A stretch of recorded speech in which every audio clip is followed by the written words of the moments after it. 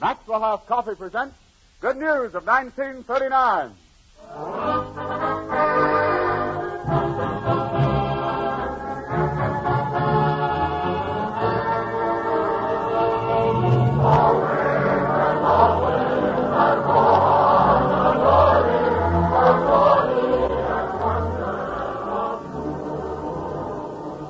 The makers of Maxwell House Coffee welcome you to another hour of entertainment brought to you by the Metro Goldwyn Mayer Studios in Hollywood. Tonight you will hear the regular Good News gang, Colonel Frank Morgan, Fanny Bright, Hanley Stafford, Francis Hahn, Meredith Wilson and his orchestra, and three distinguished guests whom you'll hear about in a moment. And here is your host for this evening, His Honor, the Mayor of Tarzana, Robert Young.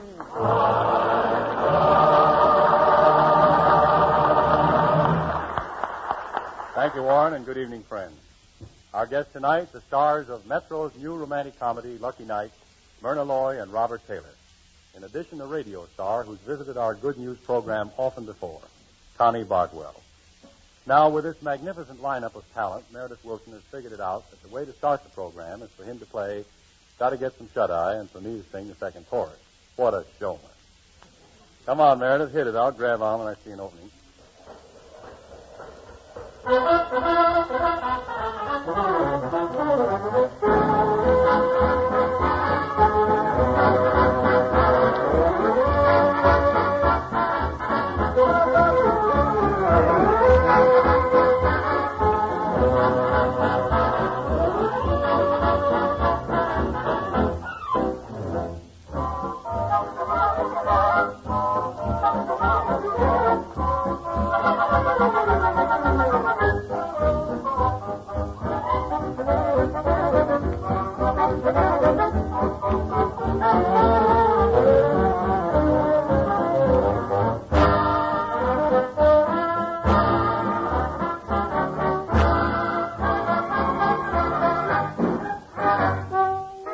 Gotta get some shut-eye, give the world to go by.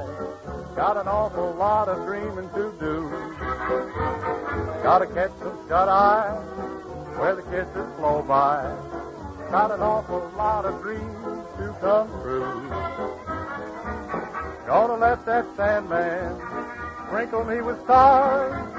Only hope that old man's lighter lets me hold my baby tighter. So I'm going bye-bye, catch myself some shut-eye. Got an awful lot of dreaming to do.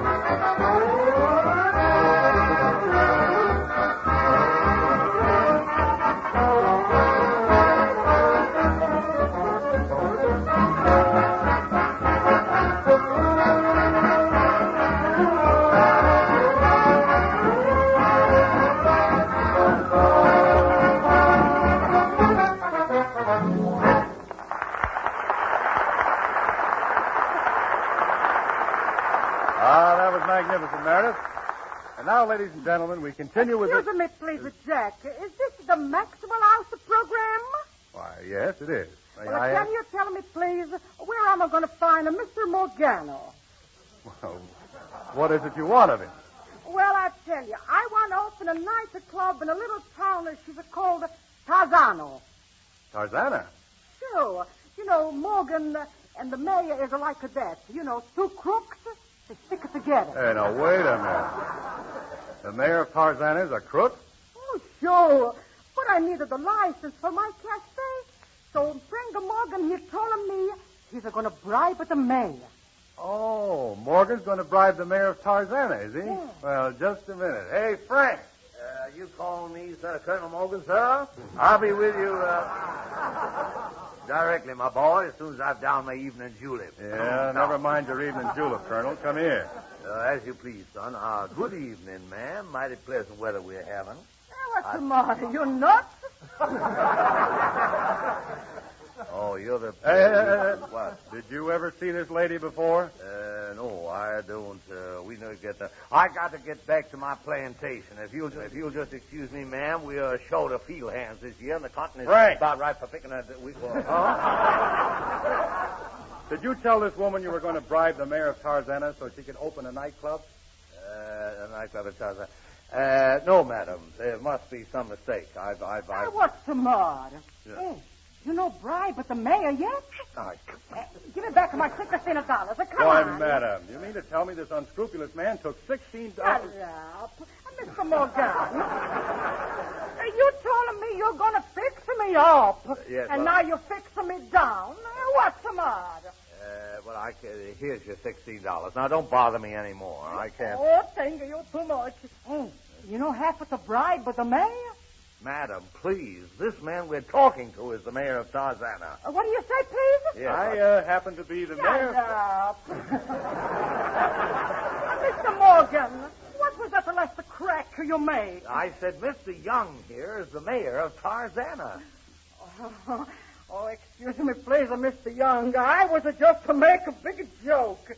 Oh, you're nice and sweet boy, and you give me the license, huh? Now, listen, Bob, why don't you give the woman a break and let her have the... Shut up. What do you say, Mr. Tarzan? Are you going to let me open my nightclub? Bob, if I may presume to advise you in this case, I don't think this establishment is going to be any adornment to Tarzana. Oh, thank you too much for the compliment. I agree with you, Frank. The operation of such a cafe would be positively detrimental to our community. Oh, boy, you're such a sweet fella. I have to give you a nice little kiss. Thank you.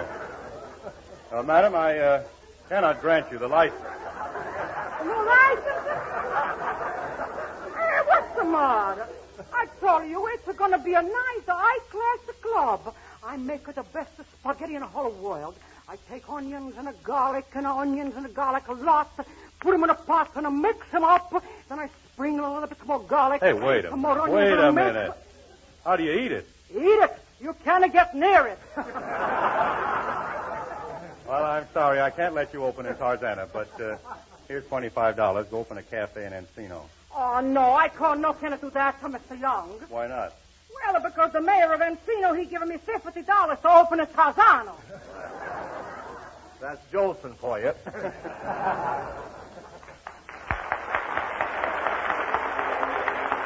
now my pleasure to welcome to our Good News program that charming product of old New Orleans, Connie Boswell.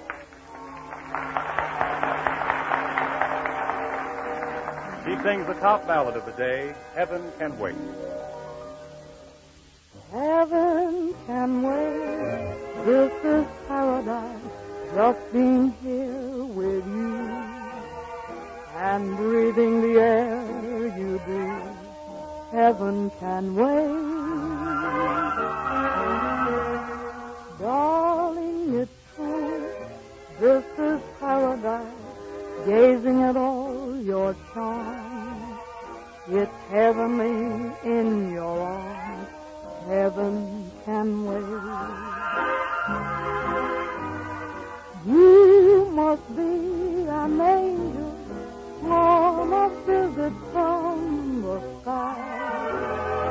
Now I look at heaven when I look into your eyes. Heaven can wait. This is paradise. Loving the way we do until I go there with you. Heaven can wait.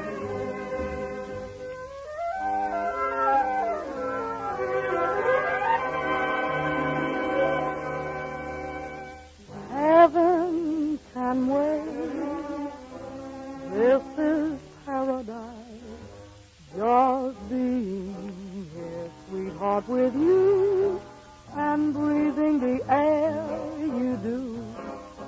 Heaven can wait. You must be an angel on a visit from the sky. Now I look at heaven when I look into your eyes.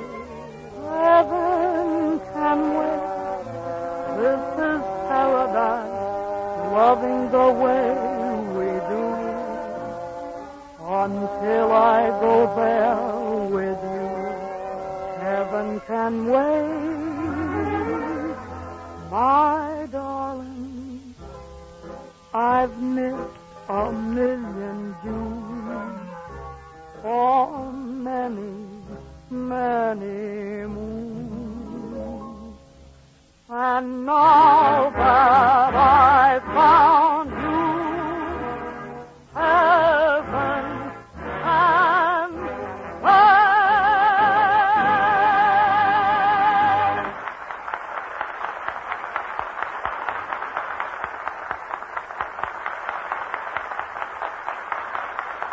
Thank you very much, Connie.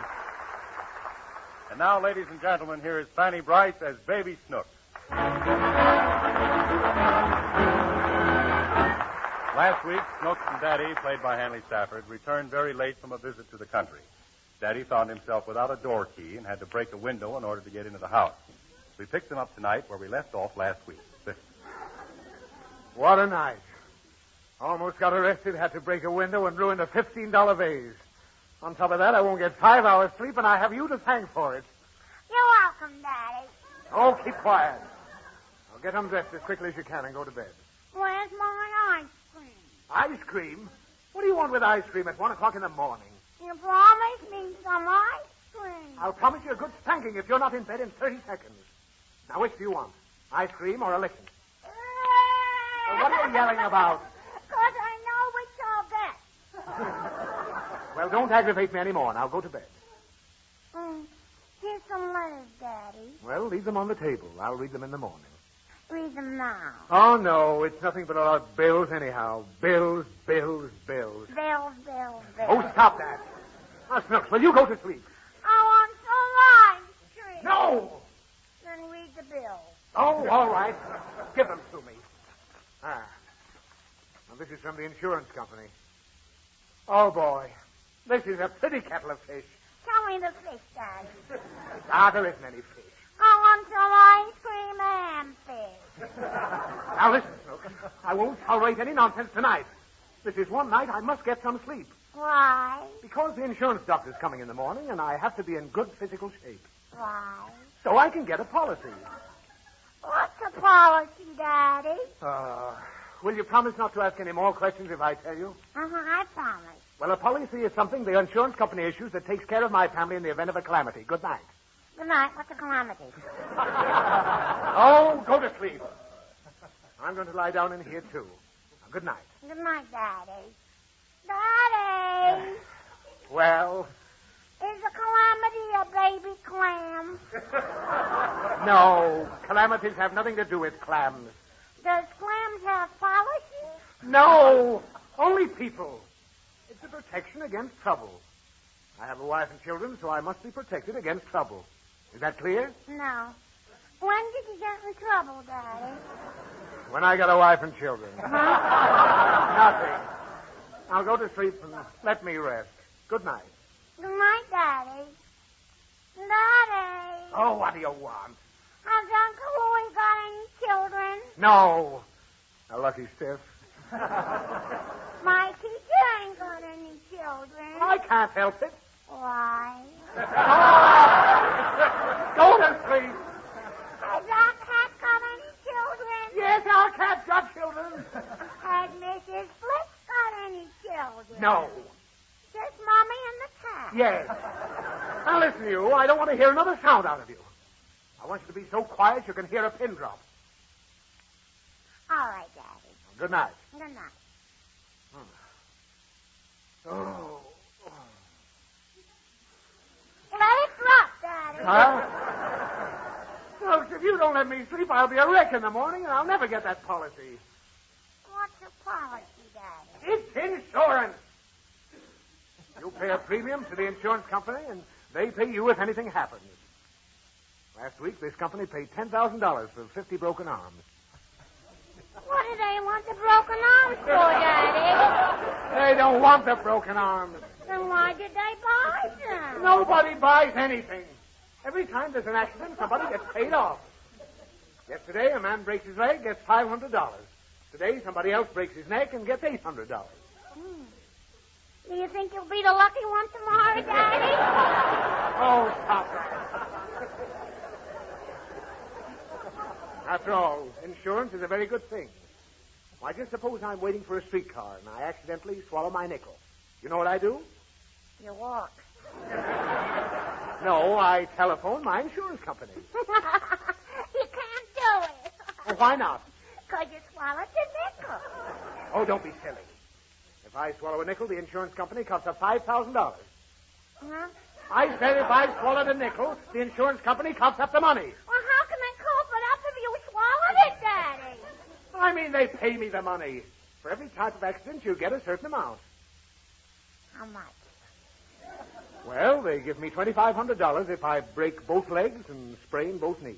Why? Because that's insurance. I can get a flat sum of $3,000 if I waive the knees. How much do you get if you can wiggle your ears? Oh, why am I discussing insurance with you at this time? Then I'd go to sleep. I ain't sleeping. Oh, no? Well, I guess I can stay up as long as you can. I'll wear you out. I'll read all this mail to you. How would you like that? I like it. Oh, well, we'll see. Here's one from the market. Groceries, $13.56. Delicatessen and beverages, $5.14. Fruits and vegetables, $11.27. Meats, $8.93. Read some more, Daddy. Okay. City Water Department, main office, City Hall. To avoid delay, bring this card with you. Present, $8.25. Previous, $8.65. 100 feet consumed, 32. This bill is due and payable upon presentation.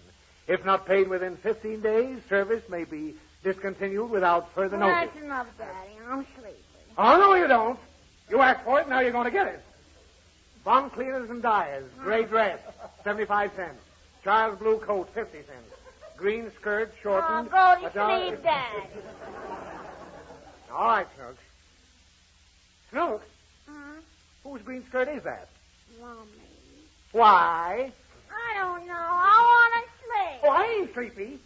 Well, I am. Then tell me a story. No, go to bed. Go to sleep, Daddy. If you don't tell me a story, I'll choke myself till my head drops off. You give up? Now maybe you'll behave, huh? Well, good night, Snooks. Good night, Daddy.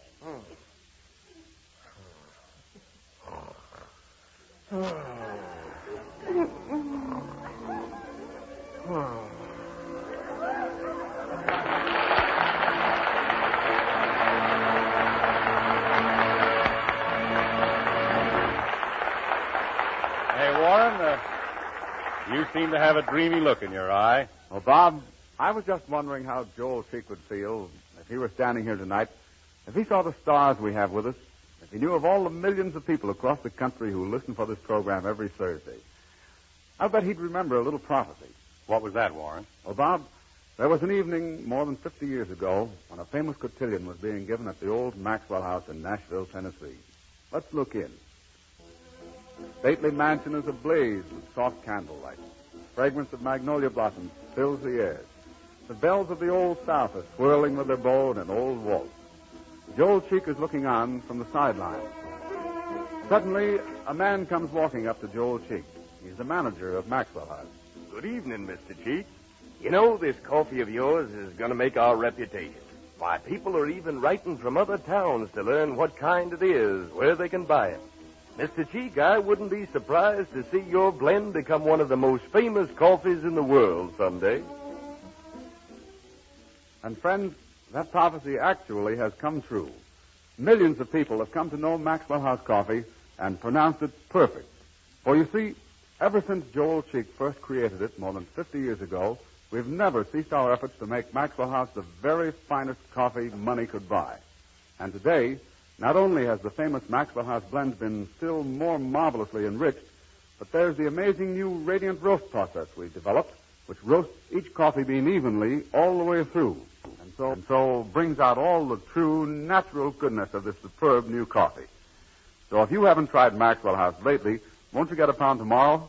You'll discover with your very first delicious cup why the new Maxwell House is bringing pleasure to so many millions. You'll see why now, more than ever, it's the time to make friends with Maxwell House.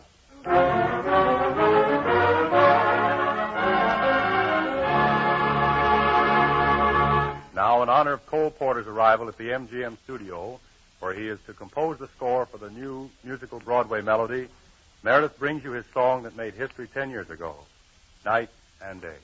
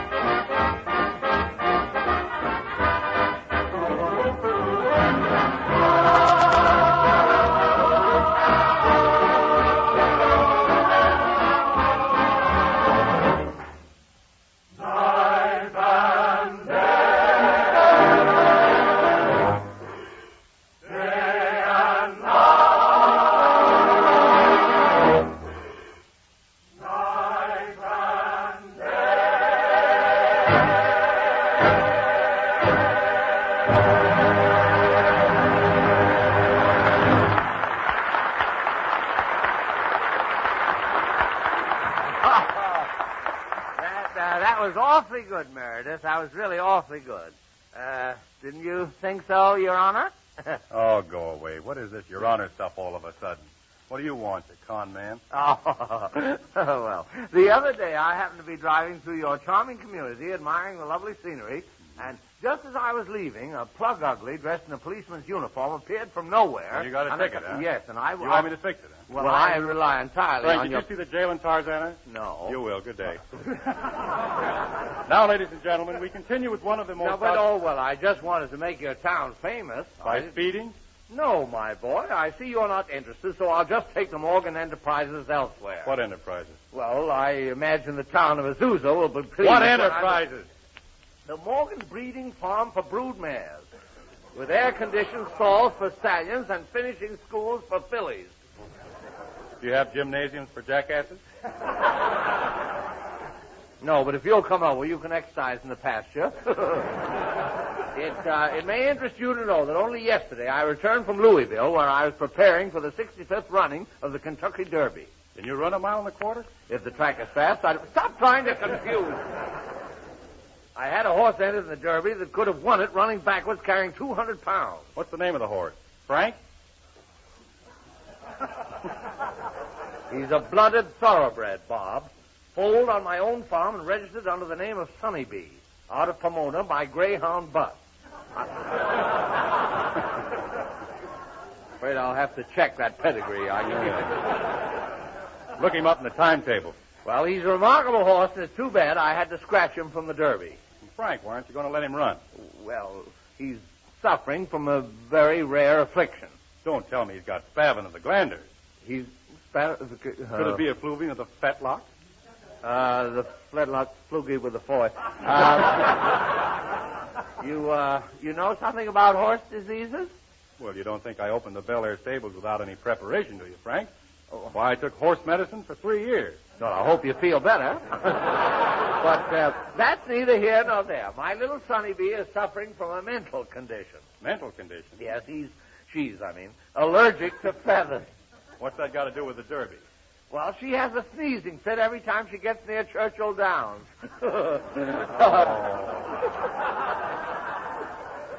Thought you had me that time, didn't you? Oh, listen, Frank, you're not fooling anybody. Nobody thinks you've ever seen a horse or been anywhere near Kentucky.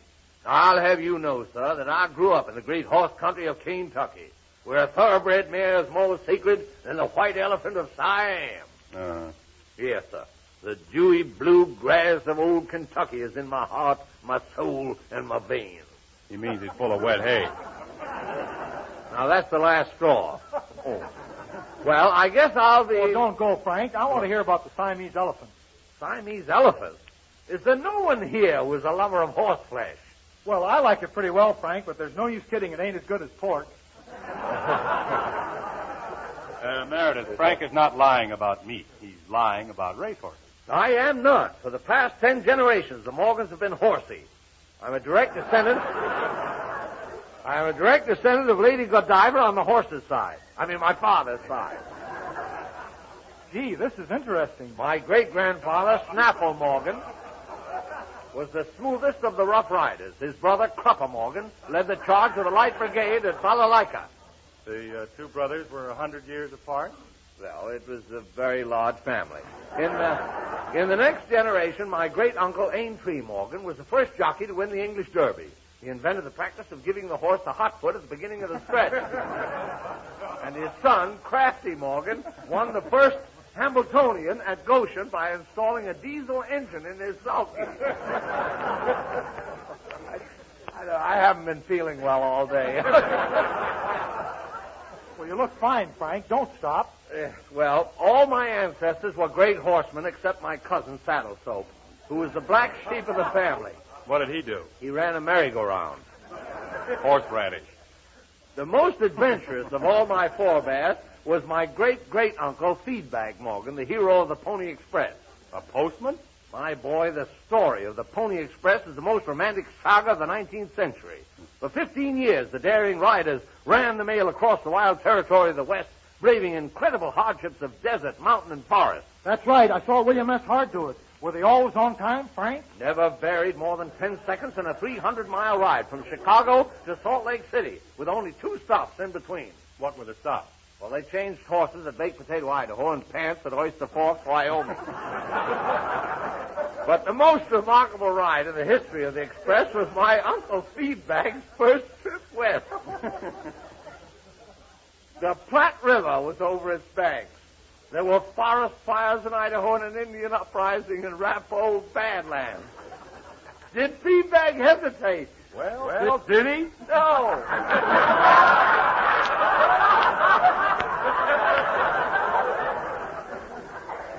He was anxious to make a good impression on his first trip, so at exactly the time scheduled for his departure, he vaulted onto his horse and began spurring the animal madly westward. Imagine his chagrin when 10 minutes later he discovered he was still tied to the hitching post. Get him loose, Frank. Get him loose. He was loose in a jiffy and off in a trice. By the time his horse had forded the swollen Platte, Feedbag was 3 hours late, but that was nothing compared with the dangers that lurked on the Idaho border. Redskins? Yes. Exactly. He had crossed an arroyo and was heading up the gulch when he was greeted by a cloud of arrows from the bows of a savage Indian tribe. Sue? No, it was no time for litigation. Feedbag flattened himself on his horse's neck and thundered on with war whoops at his heels. What about his relief horse? He was on relief. He stuck to his first horse and plunged through the smoke and flames of the forest fire, man and beast suffocating and tortured by the terrific heat. Didn't he have a wet blanket with him? On a trip like that, a man doesn't take his wife.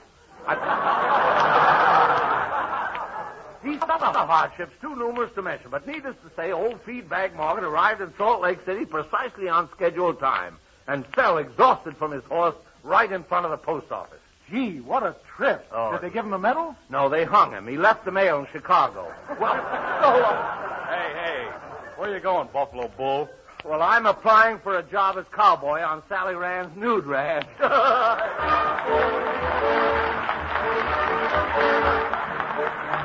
Warren, seems to me I catch a very familiar fragrance in the air. Right you are, Bob. It's coffee time again at Maxwell House. Time for our moment's relaxation over a fragrant, steaming cup of that satisfying coffee. But, friends, before we invite you to join us tonight, I want to say just one thing. You know, May 8th to May 14th is National Restaurant Week. Good food, your pleasure, and your satisfaction are the ideals of the restaurant industry. So the makers of Maxwell House are happy to join the thousands of better restaurants in bringing National Restaurant Week to your attention. And right now, friends, we're ready for our own cups of Maxwell House tonight. So won't you pull up your chairs and join us? Myrna Loy, here's the very first cup of the evening for you. Here's yours, Robert Taylor. Is everyone served? Sugar? Cream? Now, Meredith, pour out the music. We pause briefly for station identification. KFI Los Angeles.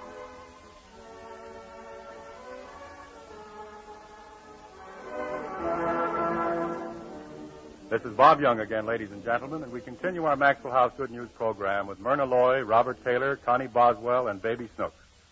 Meredith Wilson opens our second half with an old favorite, Listen to the Mockingbird.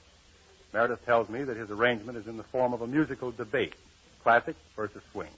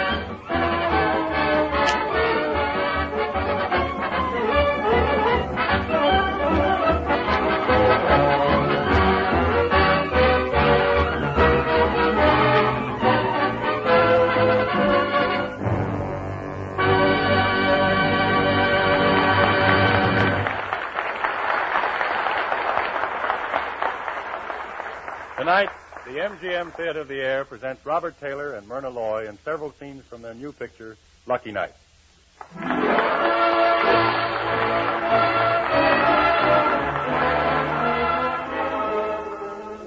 Myrna Loy plays the part of Cora Jordan, the daughter of a wealthy steel magnate who has always had every luxury that money can buy.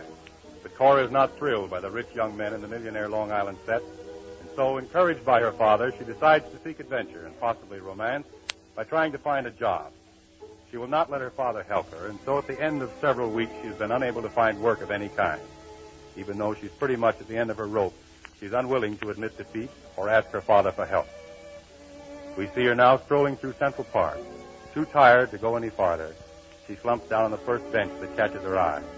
On the other end of the bench is Bill Overton, played by Robert Taylor. Hello. You got a cigarette? No, I haven't. And there are lots of other benches around here. Darling, I'm not trying to pick you up. I'm too tired to move. You here for the night? Do they let you? Yeah, sometimes. How long you been looking for a job? Years. It's a long time. Yeah. How do you like it? Yeah. Yeah, that's right. What's your name? Cora Jordan. Cora Jordan.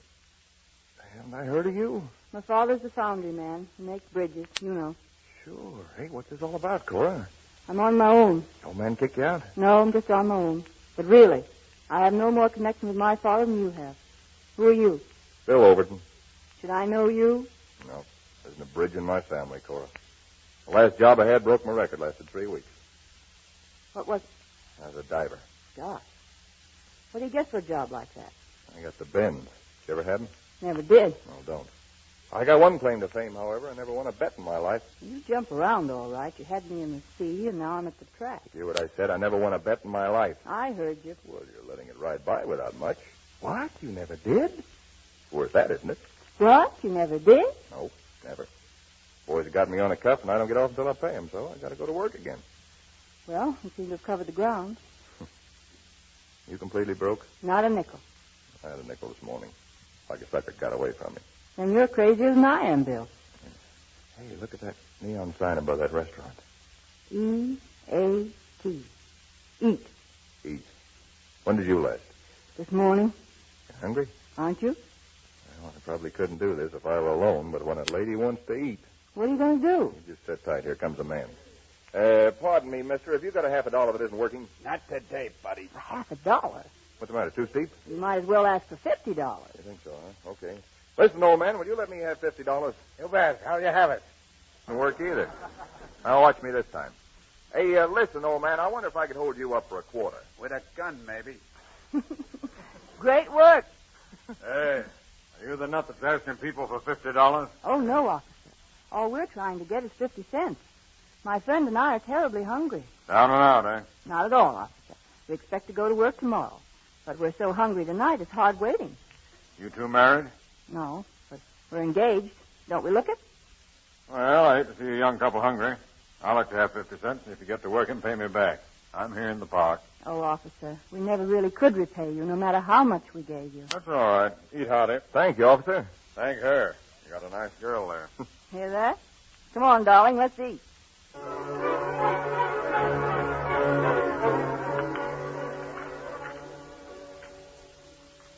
Well, that ought to last us until tomorrow night, or anyway until we can find another cop. Whoever gets a job first is stuck to the next dinner. Yeah. What are you going to do after you leave here? Got to find a place to sleep. Oh, I thought we'd go back to our office in the park and ask the cop for a couple of pillows. Maybe I'll meet you tomorrow night. I think we can do better than this place. Yeah. Maybe I'll hold up a lieutenant and we'll dine at the Ritz. Pay the waiter and let's go. Okay. What do we owe you, buddy? 50 cents? Just right. Tough if it wasn't. What a tip this guy's going to get. We'll sort of slide out. Say, you didn't give me that money, did you? Sure I did. Don't tell me that. Don't you remember? I gave it to you crossing the street. Yeah, and I must have been crazy to take it. I couldn't hang on to a piece of change. I haven't got it. I must have lost it. How could you lose it? You don't know me. No, I haven't got it. You got any more ideas? How's your wind? Rotten. If I ran across the street, I'd drop dead. What's the matter, buddy? Nothing. We changed our minds. We'll have some more coffee. Okay. Looks like we're going to sleep in jail. Oh, wait a minute. See that guy over there leaving that 10-cent tip? Oh, I see what you mean. The waiter will think it's a $50. Grab it and stop arguing. I've got it. Now, look behind you. A slot machine? Yeah. Here's a dime. Go to it, lad. Oh, no, not me. You're going to do it. I couldn't open it with a hatchet. Well, wish me luck, pal. If I wished you luck, it'd explode. But I'm not lucky. Go on. It's our one chance.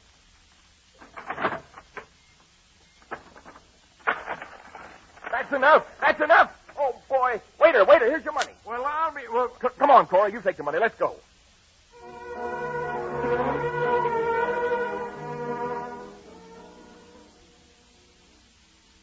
Now I've got to be running along. Oh, you can't leave me yet, Cora. The night's young and there's a feeling in the air and it's singing pretty. You know what we're going to do? Nothing can surprise me now. How much dough we got left? Let's see. 60 cents. Ah, where are we? 33rd, huh? A dime for a bus, and then we start our fortunes at Monte Carlo. With 50 cents? That's what we started with. You realize how lucky we were to lose it? You want to carry this money? Oh, no. We don't need that 50 cents. We have to buy chips. Oh, we're going to start with a little roulette. Yeah, that's right. Now, there's a joint called the Play Palace about a mile downtown. Here comes the bus. Come on, every minute counts. How can you play with 50 cents? Don't be crazy. Penny roulette. We'll make about $10 there and then hop to higher fields.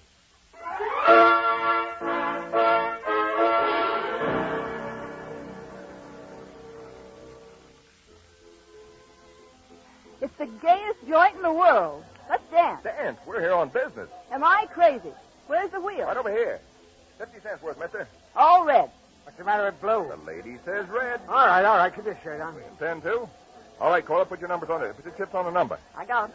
Ladies and gentlemen, Bill, let's listen to what he says on the loudspeaker. those of you who have not yet bought a $2 ticket for this magnificent car have 5 minutes left to do so before we have the drawing. Then the winner will be announced, and he drives away in it tonight. Do we want it? Do we want it? We sleep in it. We can't sit out in the office all night, can we? Office? The park. Hey, Cora, will you believe me once and for all if I tell you something? What do you mean? Will you let me do the thinking after this? Well? Well, don't talk any more about leaving me tonight. It just wouldn't be romantic. And tell me, please, what you think would be romantic. Roam around town all night and win dough. Oh, that's all right. And in our new car? What do you think I'm saying? And the number is 34 in red. That's us. Look, the raffle started. One ticket, please. You just got in under the wire, brother. The little lady will now draw a number from the hat. We are crazy. Number 666 wins the sedan. Oh, we lost. I can't believe it. I can't either, dear, because we've won. No, dear. Look, we got 999. No, dear, you have it upside down. It's 666. I repeat, 666. Here's the winner in the room. Here's the winner in the room. Step up, please, if you are. Yes, right here. Come on, Cora, let's drive it away. Let me through here. Will you let me through, please?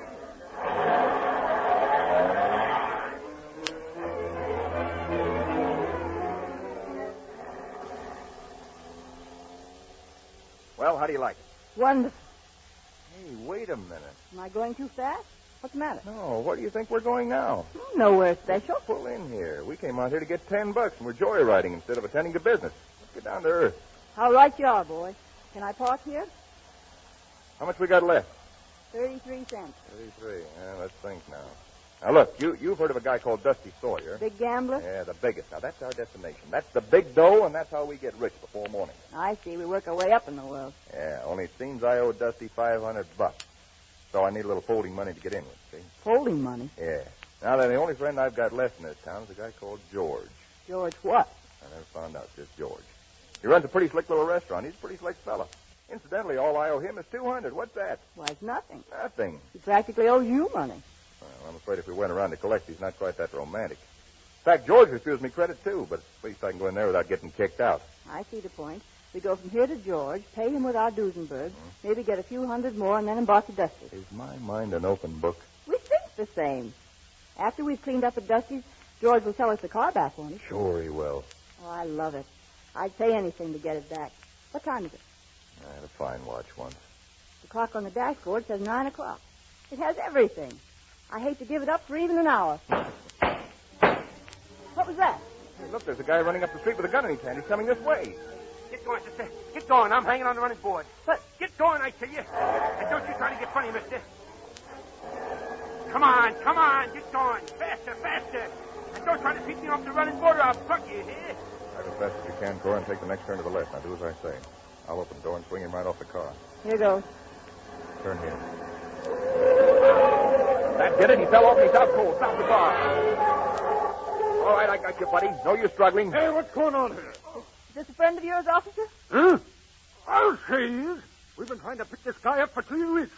And you'll be getting the reward for him, too. $250. Oh, come on, let's go. Cut the chatter. Lad, your luck's worse than mine was before I met Miss Lucky Star. Of all the cars in New York, you have to pick ours. You couldn't win.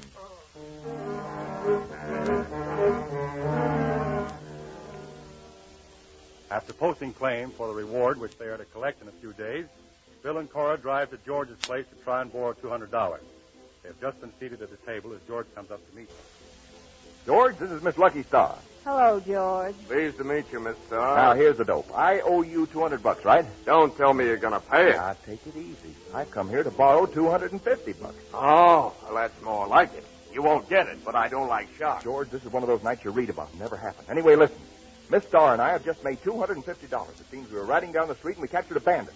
And if you don't believe me, call up Lieutenant Murphy at the 51st Street Police Station. Hey, you're not drunk, are you? Now, here's where you come in. Out of the $250, you get your $2. Whereupon you give me $250 now, and Miss Starr and I go right over to Dusty's and run it up to the sky, where she lives. In fact, George, you won't have to wait for the reward. We can pay you when we come back tonight. Well, sure we can. Now, wait a minute. Just a But, moment. George, there's nothing to wait about. You believe me? Yeah, I know, but... But, George, Bill's word is his bond. I've never known him to go back on his word in all my life. Please, we won't fail you. Okay. I'm nuts, but that's the way I am. Here's the dough. Come on, pal, on to Dusty's to make $1 million.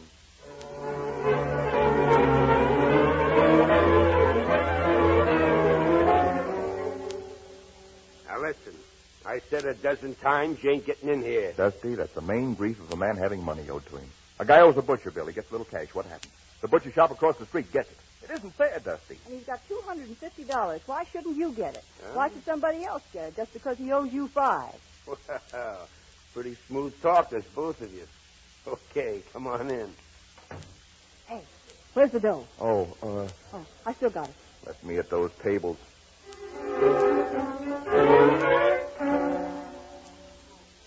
Lady, through 11. The lady lets it ride. In a brand new car.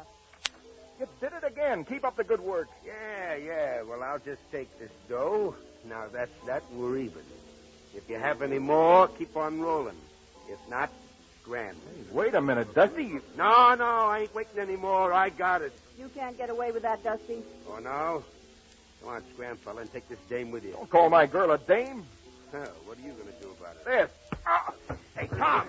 Lefty, throw this guy out. Come on. Okay, boy. Come out. Come out. You can't do this to me. I'm down. Take your hands off me. Break your neck. Give it to him. I'll scratch your eyes out. Open the door, Lefty. You big ape. Maybe that'll teach you a lesson, wise guy. Cora, are you all right, pal? Oh, they kicked us out, did they? Let's go back and wreck the joint. Cora, that's no good. You find me too rough to play with? Oh, don't change. Oh, Bill, we're broke again. That's all right. I got another idea. Come on.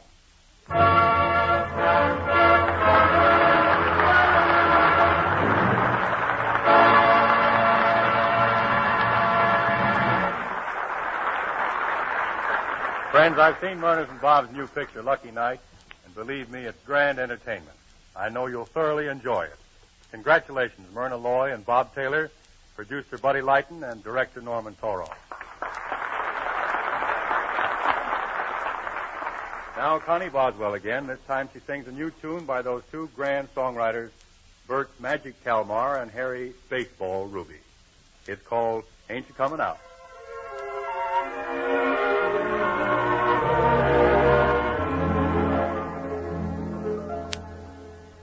Hark to the tale of a troubadour, not the ordinary kind that we all know. This one is a different kind of Romeo. Each night at 8, under a window he'd wait. He would look up and shout, ain't you coming out, ain't you coming out, ain't you coming out, ain't you coming out. He never played music for his serenade. He just looked up and shout, ain't you coming out, ain't you coming out, ain't you coming out, ain't you coming out. He couldn't strum a guitar, or banjo or mandolin. He couldn't sing tra-la-la.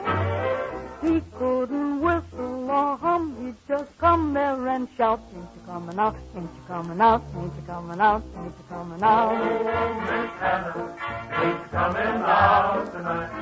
Now the mockingbirds are singing and the moon is shining bright. The roses and the nuts and swaying in the breeze. Put on your Sunday go to meeting clothes and come along, please. Oh, night and eight under her window he kept waiting every night at 8, and then he would look up and shout, ain't you coming out? Ain't you coming out? Ain't you coming out? Ain't you coming out? Oh, lady, won't you please come out? He never played music for his serenade. He couldn't sing a single thing. All he did was look up and shout, ain't you coming out? Ain't you coming out? Ain't you coming out? Ain't you coming out? he couldn't strum a guitar, banjo or mandolin. He couldn't sing la-la-la. He couldn't whistle or hum. He'd just come there and shout, ain't you coming out, ain't you coming out, ain't you coming out, ain't you coming out? Darling, I am growing old. Why don't you hurry, honey, hurry and come out?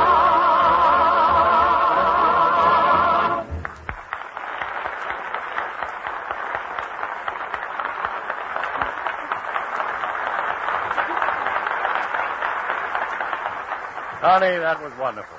And now... Excuse me, Bob. Oh, hello, Daddy. What's on your mind? Well, there's a little favor I was going to ask. Does Snooks want to recite again? Oh, no, nothing like that. No, I want to sing. Oh, well, that's something you'll have to take up with Meredith. Who's he? Meredith Wilson, Snooks. He leads the orchestra.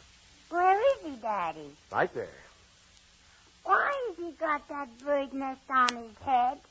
Oh, Snooks. That's not a nest. That's his hair. What's this? What's this? Oh, Meredith, I wonder if you'd mind playing a song for Snooks, if he wants to sing. Oh, be glad to. What do you want to sing, Snooks? 3 little fishies. Okay. Any particular key? Huh? Oh, no, Meredith. You just play it and she'll struggle through. All right. Ready, Snooks? Mm-hmm. Hit it, boys.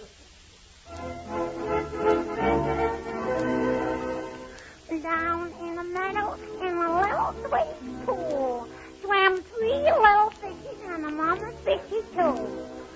Swim, said the mama fishy, swim if you can. And they swam all over the dam. Boop, boop, get 'em down and want 'em, shoot. Boop, boop, get 'em down and want 'em, shoot. Boop, boop, get 'em down and want 'em, shoot. And they swam all over the dam. Stop, said the mama fishy, or you'll get bored. But the 3 little fishies didn't want to be bored. So the 3 little fishies went off on a tree. And they swam right out to the sea. Boop, boop, get 'em down and want 'em, shoo. Boop, boop, get 'em down and want 'em, shoo. Boop, boop, get 'em, want 'em, shoo. And they swam right out to the sea.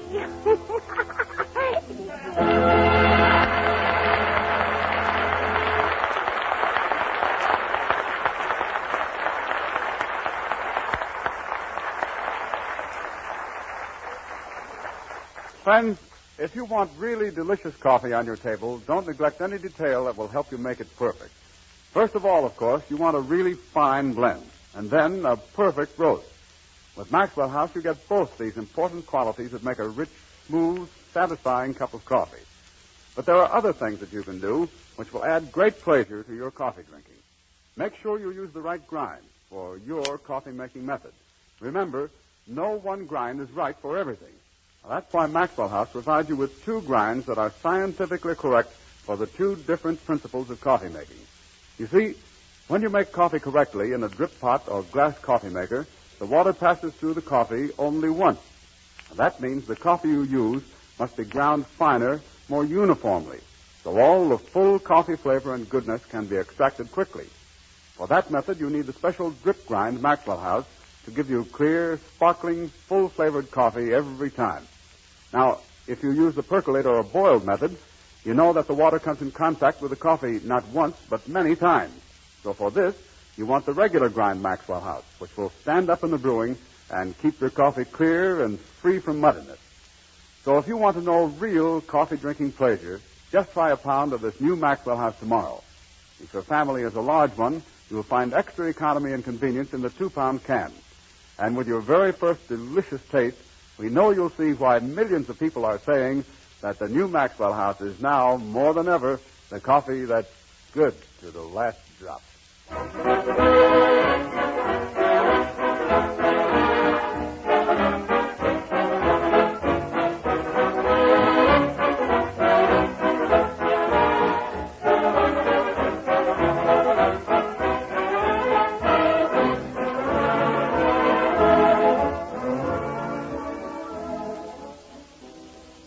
For his concert hall presentation tonight, Meredith Wilson has selected one of the most popular rhapsodies ever written.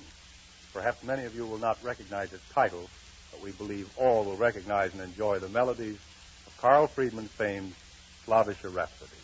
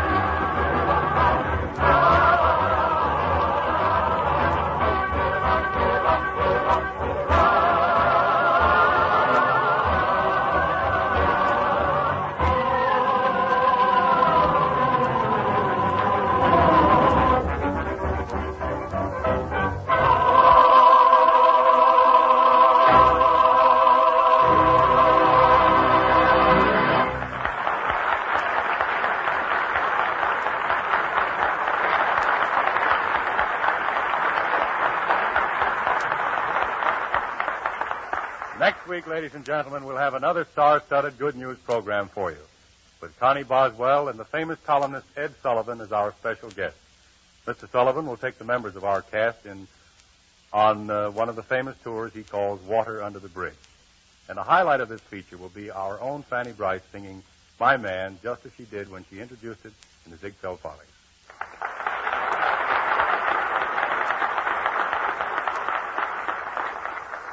The regular gang will be here, too, so I know you won't want to miss this show. See you next Thursday, and in the meantime, go to the movies and take the family with you. Goodbye, Mr. Chips. The motion picture Walter Winchell says is destined to make movie history. Will have its Eastern premiere at the Astor Theater in New York and on the Pacific Coast at the Four Star Theater in Los Angeles on the night of Monday, May the 15th. This is Bob Young saying good night.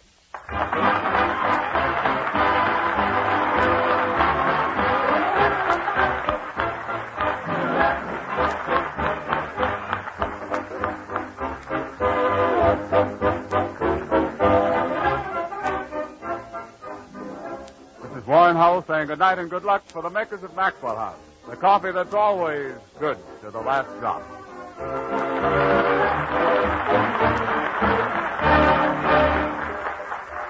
This is the National Broadcasting Company.